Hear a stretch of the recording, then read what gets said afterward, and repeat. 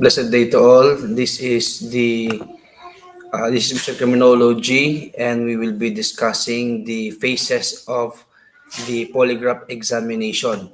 So, after we have studied about the history of polygraph, the important personalities who contributed to the development of polygraph, the parts of the polygraph machine, both for the analog and the digital, and the basic physiological changes na hinahanap natin or that we are tracing.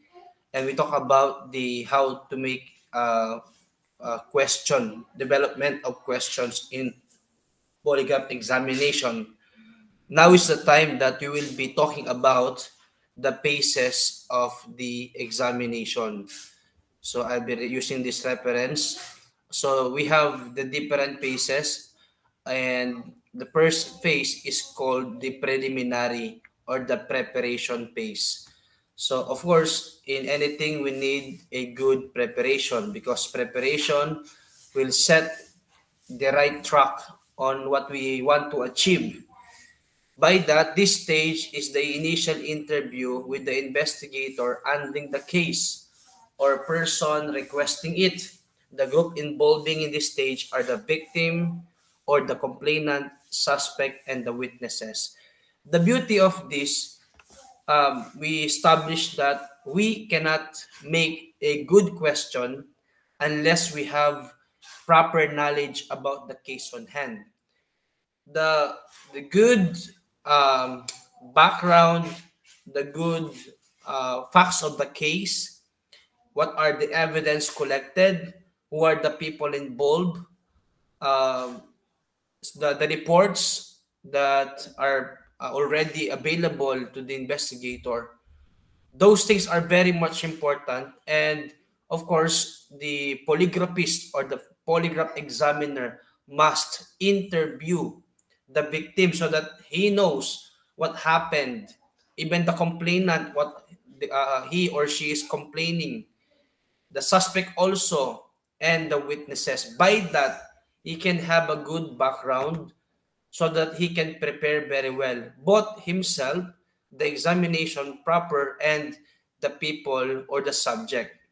In this stage also, it includes the obtaining and evaluation of facts, determining areas and the subject needs to be asked, and the investigator must furnish the examiner of the following.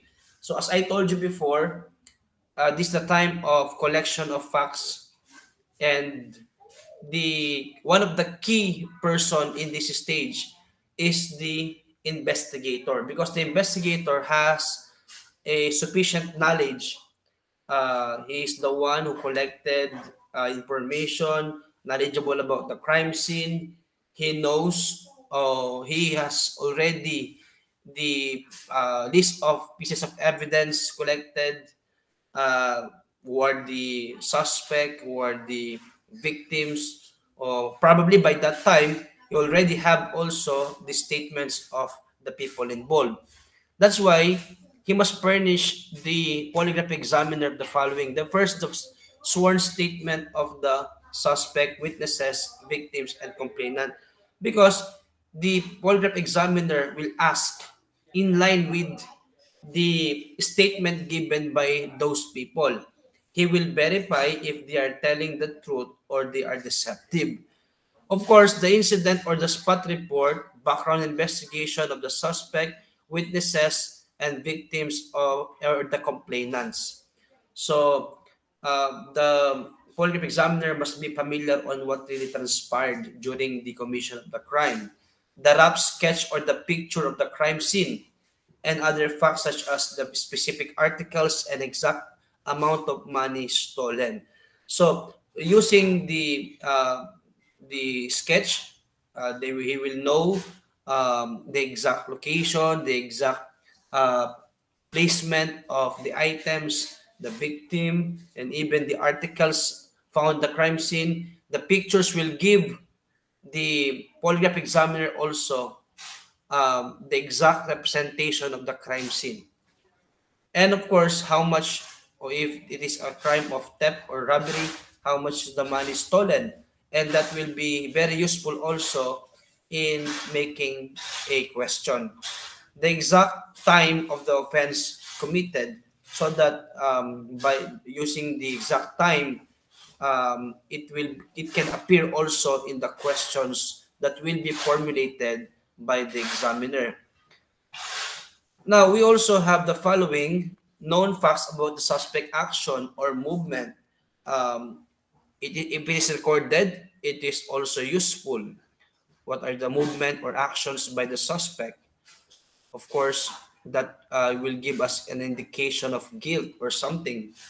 Facts indicating any connection between the suspect, the victim, and the witnesses. The exact type of weapon, it can be used also. Tools or firearm. Did you fire the gun? Did you use the knife in killing Maria? So you can use relevant question. No? Laboratory results of those tests already conducted. If there are unpublished facts of the offense known only by the victim, suspect, and the investigator. So if the polygraph examiner or the polygraphist will be provided of those mentioned things, I believe it will help greatly in the development of the proper test question, which will be used in the examination phase. So there must also be the preliminary observation. What are those things? Behavioral observation of the subject begin from the time he enter the reception room until he is escorted into the examination room, and must be recorded by the secretary or the receptionist. So remember, we have observation method also in determining if there is deception. And by the movement, there are physical manifestation. If there is a uh, something na noteworthy sa mga kinikilos, no? May mga hinalabas ng movement, no? May mga sign ba ng tension? May sign ba ng self-preservation? Balisa ba yung tao, pumasok siya? Relax lang ba siya? May mga sign ba ng guilt, deception, and so on? Magandang manote din yan, no? Because, of course, ang goal naman ng examination natin sa polygraph is mag-reveal ng physiological signs or symptoms of deception. What to observe are the subject's general conduct or the behavior while in the waiting room. This will give the examiner a cue or guide in the most effective handling of the subject, particularly with regard to his possible resentment toward the test or other attitudes which should be understood and alleviated before the actual administration of the test. Yung holding room na yon, hindi lang para maghintay siya or para makapag-prepare ang polygraph examiner natin. That waiting room is also used para may time tayo for observation. Of course, kapag alam niya na mako-question siya, may machine na re-record ng kanyang mga responses, meron niyang fight against the machine, meron siyang psychological na mag-iisip baka paano pagka na-detect ako. Kung naman yan ay hindi naman guilty subject, therefore relax lang yan. Wala kang makikita kasi alam niya kung fearful talaga siya, may ina-hide siya. Or possible also, yung maging fear naman niya ay magkamali ng basa sa result ang examiner, which is can be corrected also by correct question na de-develop din ni questionnaire, di ba? Meron naman tayong pwedeng maging paraan para ma-trace natin kung yung bang kanyang response ay bunga ng takot lamang na magkamali itong si examiner o bunga yung takot niya ng fear of detection. Baka matrace kung siya ba ay meron tinatago. In addition, observations may be solicited from the investigator as to the subject's behavior from the notification of the test up to the arrival at the laboratory. No? Pwede rin yan, makita natin na maobserbahan siya ano ba yung behavior niya. Note should be made of an illogical or unreasonable objections to taking the test, such as strange physical ailments that are sometimes devised by the subject in an attempt to avoid taking the test. May mga subject kasi na matalino rin. Let's say, if it's put that way, magaling. They will do something para ma-avoid nila mag-test. Diba? Ating pinag-usapan yung mga rules sa subject, bawal yung mga may karamdaman. So, pwede mag-act ang subject natin na siya ay may nararamdaman just to avoid taking the examination, the polygraph test, no? Kasi alam niya, pwede siyang ma-reveal. Next to that is, okay, see you later. I love you. Sige na. Maka-record ako. Okay, sige. I love you. I love you. Ingat ka sa jacket mamaya. So, that is the preparation phase, no, ng ating polygraph examination. Now we move to the next phase. Remember, gagawin nyo lahat yan, no? You will be graded according to those phases. Phase 2, or the pre-test interview. This is the stage of interview of the subject. The primary purpose of the pre-test interview is to prepare or conditioning the subject for the test. The following should be taken into consideration. Paano yon, sir? Una, the appraisal of subject's constitutional right. Dapat masabi mo yung kanyang mga karapatan, no? We cannot violate the constitutional right of the subject because the subject, ang constitution natin, ang pinakamataas na law of the land. Alam, masabi mo sa kanya. And of course, obtaining subject's consent to undergo polygraph. No one can be forced to undergo polygraph examination. It must be voluntary. And if it is voluntary, we must secure consent na pumapayag siya na mag-undergo siya, no? Dapat matest niya by signing a statement of consent. Number 3, the taking of personal data of the subject, no? Meron tayong form na pwedeng ipa-sign sa kanya para makuha yung kanyang whatabouts, no? Determining his or her suitability as a subject. I-check din dapat ni polygraph examiner kung suitable subject ba siya, meron ba siyang dahilan para ma-disqualified bilang subject. So pag wala naman, proceed. Pag meron naman, ay hindi pwede proceed ang ating examination. Evaluating the psychological preparation of the subject, no? So alam mo, ang knowledgeable din si examiner din. Informing the subject of his involvement in the case, no? Malaman niya ano bang dahilan bakit siya nagiging subject ng examination. Dapat by that, masabi sa kanya ano yung pinaghihinalaang ginawa niya o ano yung kinalaman niya. Whether he is a victim, siya ay witness, or siya ang suspect, no? The following rights of the subject must be informed clearly. Of course, the right to remain silent. Anything he or she say may be used in favor or against him or her. The right to have a lawyer of his own choice. And then, the right to refuse sa kanyang pagiging subject. As earlier noted, the subject will not be scheduled for examination when they are obviously fatigued or in ill health. No? So, pag may karamdaman, pagod na pagod, hindi siya pwede na mag-undergo na examination. Siya ay dapat ma-schedule doon sa maayos ang kanyang pakiramdam at maayos ang kanyang kalusugan. Physically injured or in pain, their judgment is obviously influenced by or impaired by drug or alcohol, no? So hindi pwede kasi pagka ang ating subject ay merong injury, may nararamdamang sakit, no?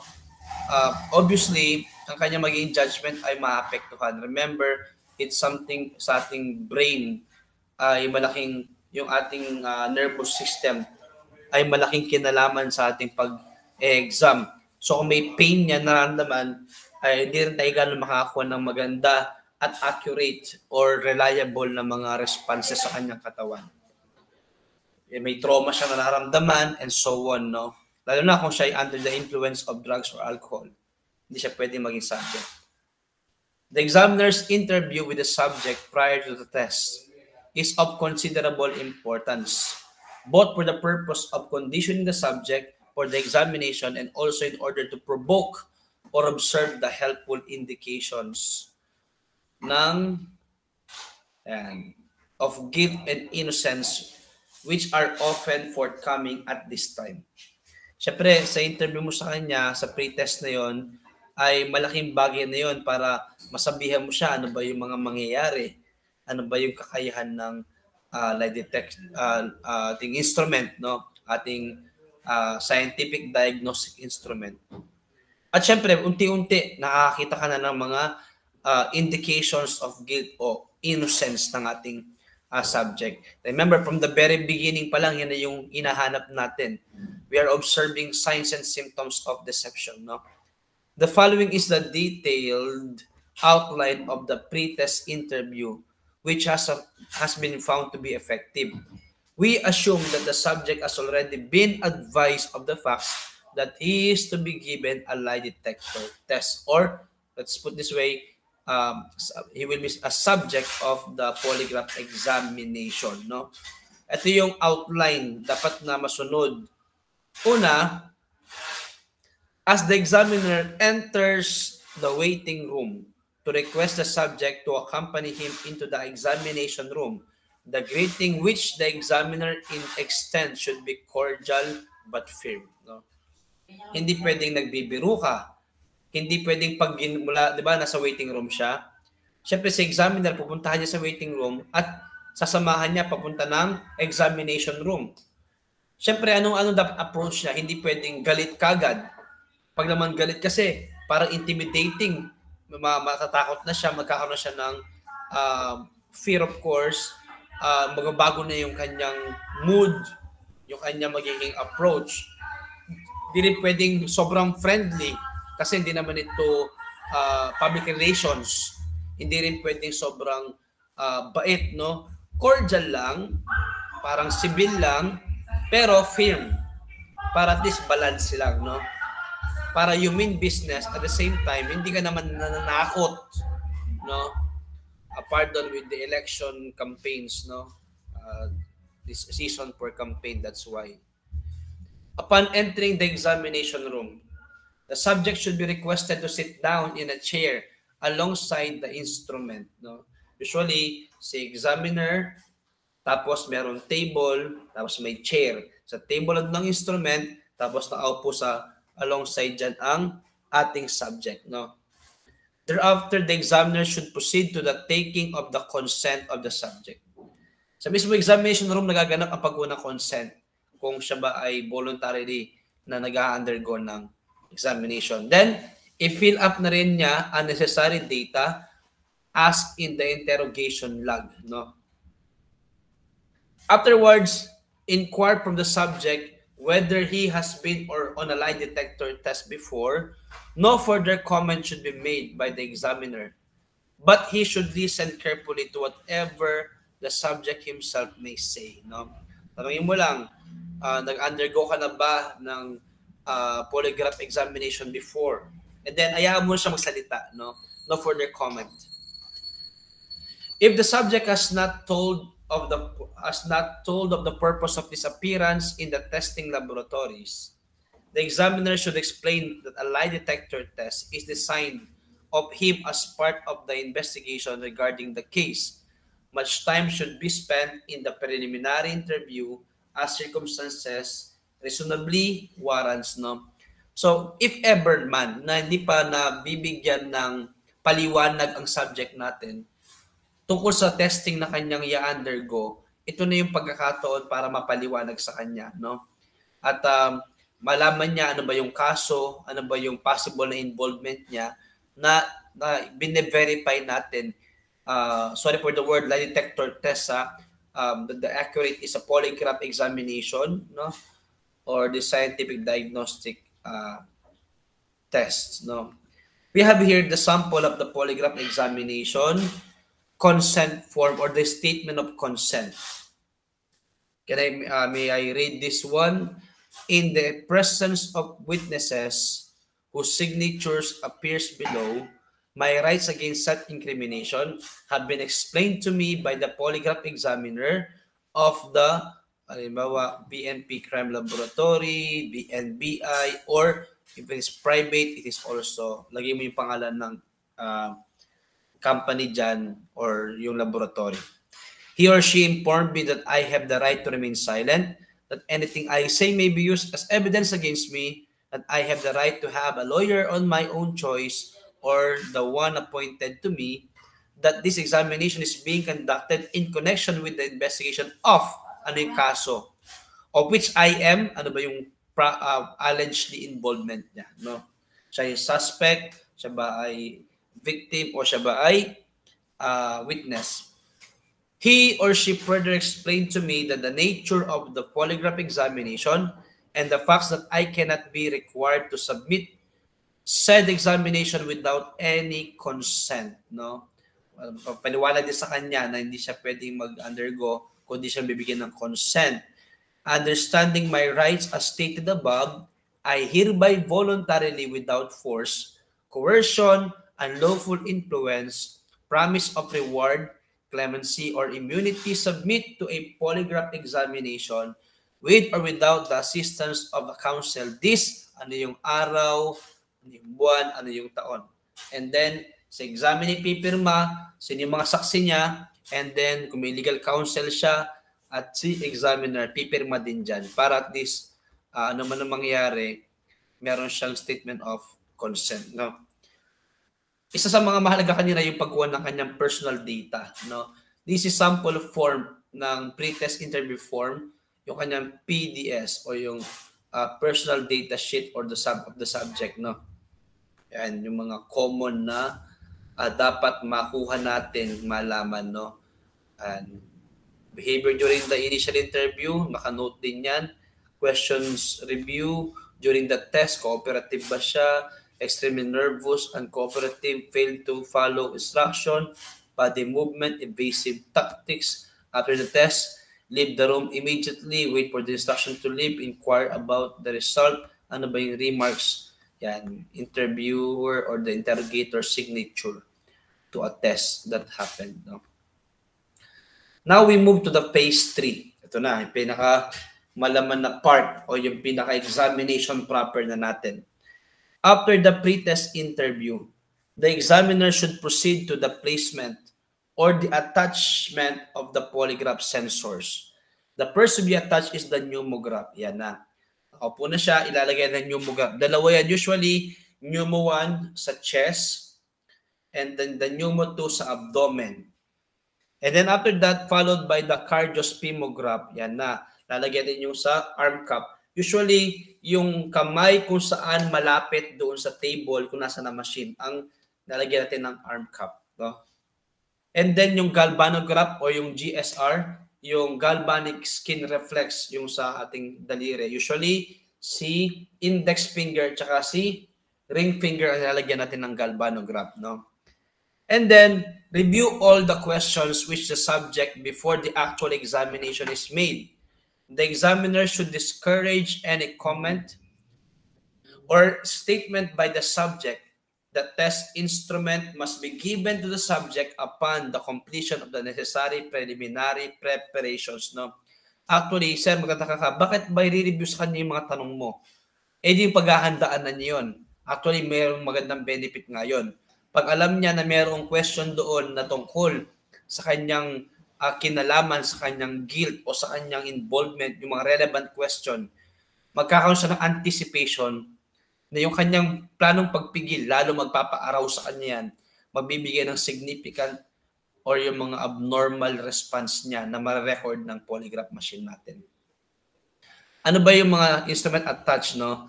The blood pressure pulse cup is wrapped around the subject's upper arm or the bicep dito. And the pneumograph tube adjusted around the chest and the abdomen. No? The cup then is inflated to a point approximately midway between the systolic and the diastolic blood pressure. That is a midway between the pressure produced by the output action of the heart and that maintained at the time of the heart is intake action. No? Yun yung paglalagyan ng hangin doon sa kanyang arm cuff. The synchronous motor carrying the paper upon which the blood pulse, respiration, recording are made is then set in motion. The motor so timid that the paper moves along the rate of 6 to 12 inches per minute. Then 10 to 15 seconds after the instrument has been set in motion, the ink-filled pen of the instrument are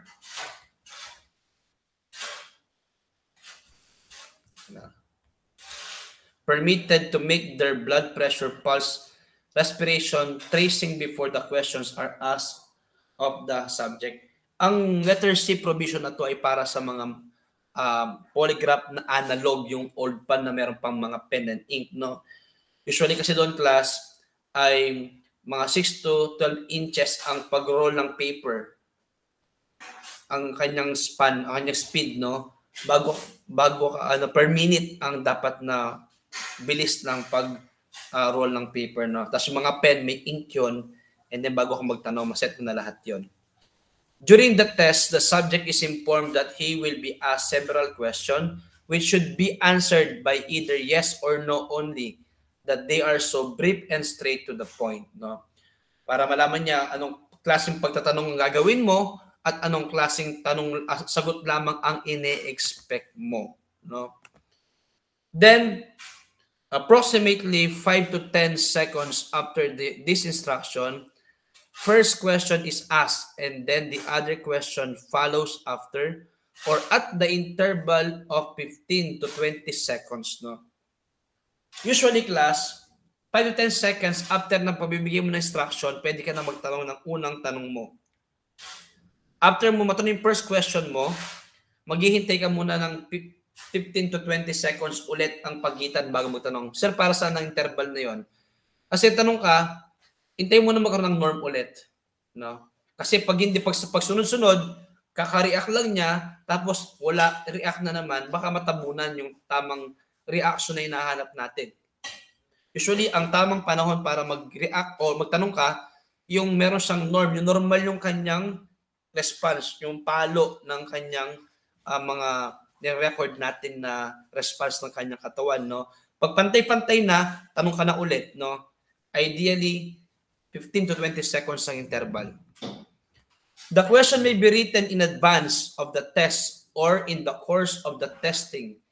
During the intervals between the asking of each question, ang pinaka-ideal, class, meron ka ng sets of question kaagad kasi in advance, nakapag-interview ka na, meron ka na rin mga information kay investigator sa mga dapat mong malaman na information. Pero baka may mag-pop up bigla, di ba? Pero hindi ideal yun kasi ang sabi mo naman sa akin sa test, di ba, ay usually nabasa mo na sa kanya ulit, no? Pero pag kinakailangan, syempre, merong pop up na biglaan na pangangailangan ay tanong because nag-arise dun sa examination. So whichever, recorded naman yan, no? The phraseology of the test question is an extremely important aspect of the examination, no? Kung paano, kasi class, di ba, yung type ng pagkatanong lamang, magbabago na yung type of question. We study about that. So, mahalaga na yung tamang pagkakagawa ng mga tanong para kung ano yung magiging goal mo, no? The questions and every word used in the question must be unambiguous, unequivocal, and thoroughly understandable by the subject. Walang double meaning, walang magulo, dapat maliwanag at naintindihan ng subject ang tanong natin. The question must be stated as simply as possible, no? And with a complete avoidance of such double inquiries. As did you shoot him and then run into the house? Bawal yun. Baka naman sinute niya pero hindi siya tumakbo. Or baka hindi niya sinute pero tumakbo siya. O, simple, diba? Kung lalabas na response na noteworthy doon. All questions must have only a single unambiguous meaning. Avoid lengthy questions and avoid legal terms such as rape, murder, embezzlement, and etc. So, limiting scope of questions. The relevant questions used in any examination should be confined to a single case investigation lang, no? The polygraph technique is not effective for stimulation testing regarding two or more unrelated occurrence. Dapat ang tanong mo sa relevant question kung rape lang. Kung robbery lang. Hindi pwedeng halo-halo, no? With all the gadgets attached to the body of the subject, the instrument will start running by applying pressure on the button. The subject then will be asked to answer the following standard test question. We talk about this, irrelevant questions, no, mga unleaded, immaterial question, walang kinalaman sa kaso. Usually para ma-establish lang yung norm natin. These are questions which have no bearing to the case under investigation. Ito mahalaga, relevant question. Leaded itong mga to, material, may kinalaman, may ugnayan sa kaso. These are questions pertaining to the issue under investigation. It is equally important to limit the number of relevant questions to avoid discomfort to the subject. Relevant questions must be very specific to obtain an accurate result. No? Dapat specific ang tanong mo. Did you shoot Maria? No? Did you use the firearm in killing Maria? No? Did you kill Maria? Ganun yung mga term na pwedeng magamit dyan. Control questions. These are questions unrelated to the matter under investigation but are of similar nature, although less serious as compared to those relevant questions under investigation. But use of control question is considered by many polygraphists to be the most reliable and effective questioning technique. These are usually asked if there is doubt in the interpretation of the subject's response to relevant and irrelevant questions. No? So, we have different lesson about this, but controlled questions, wala man siyang direkta na kinalaman, pero makukumpir mo, no, makakakuha ka ng reliable, effective na result din dito. Paano mo ma-interpret yung subject response sa relevant and irrelevant questions. Parang pang-verify mo rin kasi ito. Stimulation test. The examiner then inspect the chart and ask the subject about his or her reaction to the question. The usual purpose for obtaining subject's reaction is to allow refinement in the question. The questions are reviewed again and then when necessary further clarified. Then the examiner may then administer a stimulation question designed to improve the test validity. No? Then examiner will continue to test and obtain 2 or 3 more chart in the same way. The examiner may use other stimulation tests between charts and different questioning techniques to record different charts. Different questioning technique may then be used based on information revealed by the subject. In most techniques, a new question would be discussed with the subject before being asked. Yun ang point, no? Halimbawa, along the way ng questioning mo, merong mga nare-reveal na information. And then, if you need to use a stimulation test or other set of questions, maganda ma-discuss mo muna ulit ito sa subject, di ba? Kasi ngayon ng rules, di ba? Bago mo siya tanungin, papaliwanag mo sa kanya yung mga type of questions, no? Polygraph examiner typically conduct what is known as stimulation or the STEAM test, designed to further convince subject of the accuracy of the polygraph examination. No? Kasi pagka marami kang test na ginawa sa kanya, and then pare-parewang result, then mas nako-convince mo ang ating subject na meron talaga accurate talaga yung examination ng polygraph, no? Mamaya may dahilan yan, no? Estimation tests are intended to reassure truthful subject and provoke anxiety in the deceptive subject, no? Kung totoo ka, lalo kang papanatag. Wala kang katakutan. Pero pag deceptive ka, lalo kang kakabahan. Kasi nga, marireveal ka talaga, no? Their effect should be increased differential responses of deceptive and non-deceptive subject to different questions in the examination, no? Stimulation test increases the validity of the polygraph examination, although not actually a part of the pretest. Stimulation test can be given either before the first actual set of the test question or after the first chart has been recorded. Yung mga timing, no? Pwede yung magawa ang stimulation test. The most common STEAM test is the number or the card test. The subject is instructed to select from the deck a card that has a number, word, or suit on the back, or to write a number within a certain range. The examiner then may repeat a range of suit, numbers, or a set of words, asking the subject if each is the concealed item. The suit, the number, or the word that is actually the concealed item is supposed to provoke the greatest physiological response. No? Open the examiner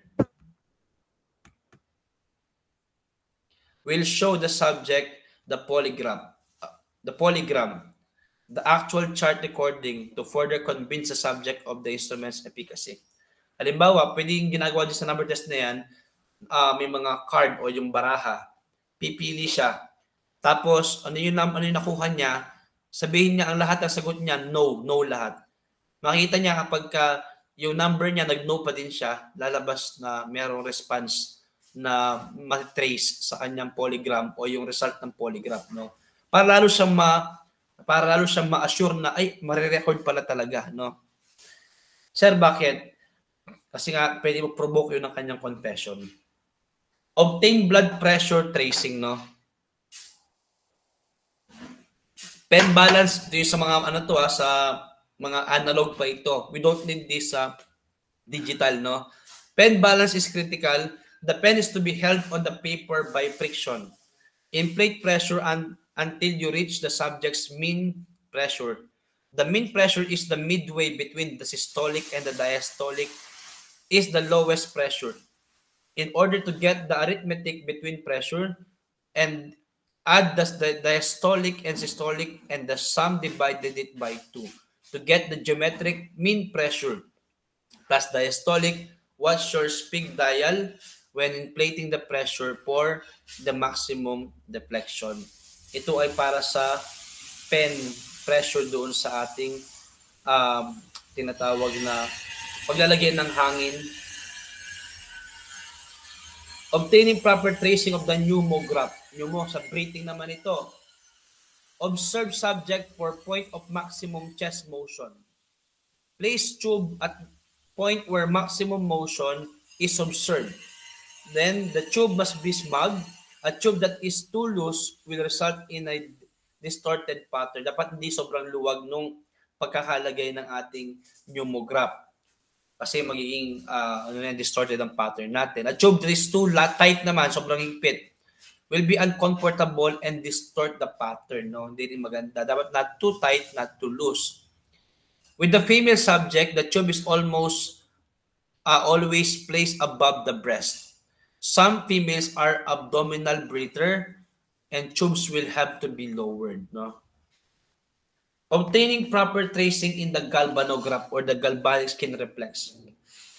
Depending on the model of instrument, turn power switch off and on position. From off to on position. When the galvo pen falls to the bottom of the chart, then it is ready for operation. 15 to 18 seconds after you have turned the switch on position. So, kung pen pa yan, babagsak yon. And then, alam mo na ready siya sa examination. Ready na yung pen ng GSR. Application ng mga electrodes on the subjects. Position the hands or the tip of fingers for convenience. Adjust the sensitivity. No? Sensitivity test kasi meron ina-adjust doon sa sensitivity ng mga pen, no? Kung analog pa yan. Pero walang ganito sa digital polygraph. Have subject at a deep breath or touch subject's ear or neck or make a quick motion within subject's line of vision. Technical production of tracing for cardio tracing. The ascending limb. Pulse wave cause an expansion of the arterial wall and an increased surface pressure against the cup bladder, thus forcing air from the bladder through the tubing into the tambor. The increasing air volume in the tambor increases pressure against the bellows and forces the bellows forward. This forward movement provides power to move the pen fork and in the attached pen in a lateral clockwise and upward direction, pen in the lateral clockwise or upward direction of the chart surface. So class, again, this ascending limb na to ay applicable sa analog polygraph natin kasi yung pen ang nag-record pa dun sa chart paper natin, no? So which is not present na sa ating because computerized na yung graph natin sa digital, no? Again, ganun din sa descending limb. When a pulse wave passes beyond cup bladder, attendant drop in a surface pressure against bladder, reverse this process, permitting the bellow to return to or forward its original position. This return of the bellows to its original position is transmitted to the pen forks and attached pen as a lateral counterclockwise or downward stroke or the chart surface. May experience in the analog class, pagka gumalaw ka lang kasi dyan, so papalo ng malakas yan, no? Minsan nawawala sa align. Tapos minsan nagkakapatong-patong pa yung mga pen, no? May mga ganong time, tapos iset mo, babalik mo sa gitna, ayusin mo yung sensitivity niya, no? Kung tama na, no? Kaya medyo very vulnerable sa mga ganong mechanical error ang analog natin. Kaya dapat talaga wala rin mga improper movement ng ating subject, no?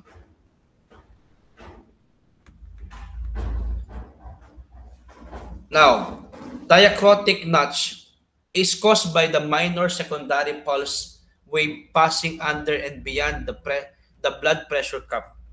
In the wake of subsiding primary waves which momentarily halts or slow down the decrease in the surface pressure against the bladder, in turn causing a hesitation in the bellow movement back to or toward its original position, no? For pneumotracing, ascending limb, ganun din, descending limb, for yung galbo, same lang. Excuse me.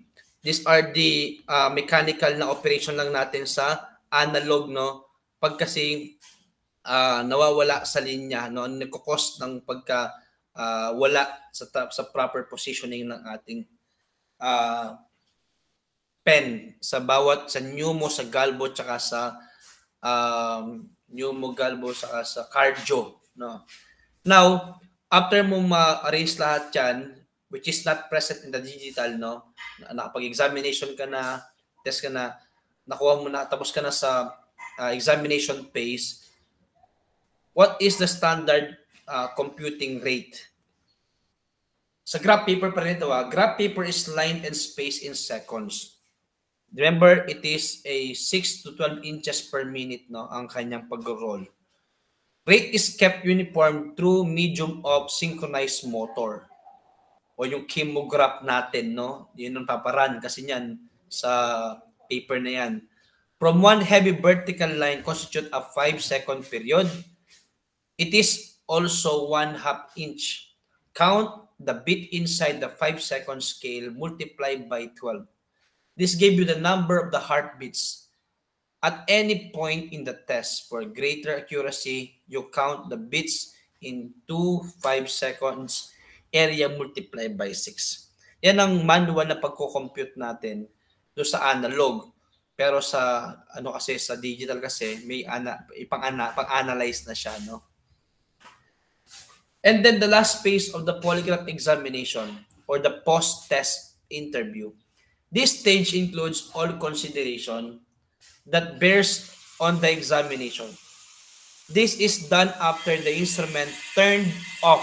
Tapos na yung ating pagtetest. Patay na rin yung instrument natin. If the polygraph test result indicates deception, the examiner will then proceed to conduct short interrogation. May nakita na si examiner na sign of deception. Pwede interrogate dito ang subject natin. the purpose of which is to obtain confession. Na-prove mo sa kanya that accurate ang result ng polygraph, na-prove mo sa kanya na nare-record talaga niya yung mga deception. Now, may nakita ka, interrogate mo siya, baka mag-confess na siya. However, if the polygraph indicate that the subject is innocent, the examiner will just release the subject cordially and thank him or her for his cooperation. Yun ang mahalaga naman, no? Sa kabilang banda, kapag ka innocent naman si subject natin. The purpose of further questioning after the test are, una, clarify the findings. Kung meron malabo doon sa mga part ng examination, meron siyang movement, no, merong mga hindi dapat mangyari o ma-record or malabo yung result, pwede mo tanongin dyan. To learn if there are any other reason for the subjects responding to relevant question other than knowledge of the crime. No? Halimbawa, sa relevant nag-respond siya, baka naman hindi siya talaga involved pero meron siyang alam. No? Meron bang dahilan na iba para mag-respond ka doon sa relevant question na yon? Time to confess, time to say it. No? To obtain additional information and an admission for law enforcement purposes if the result suggests deception. No?